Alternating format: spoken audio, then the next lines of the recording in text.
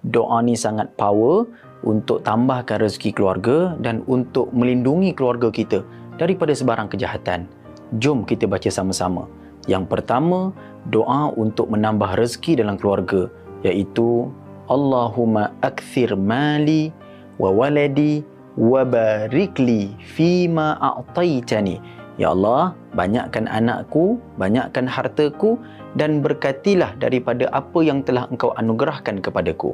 Yang kedua, doa untuk lindung ahli keluarga. Doa untuk lindung anak-anak daripada sebarang kejahatan. Kita baca doa ini, Bismillahirrahmanirrahim. Rabbi najjini wa ahli mimma ya'malun. Yang bermaksud, wahai Tuhanku, selamatkan aku, selamatkan ahli keluargaku daripada apa yang dia lakukan. InsyaAllah Allah Ta'ala berkati keluarga, Allah Ta'ala tambahkan rahmat dan berkat dalam keluarga kita.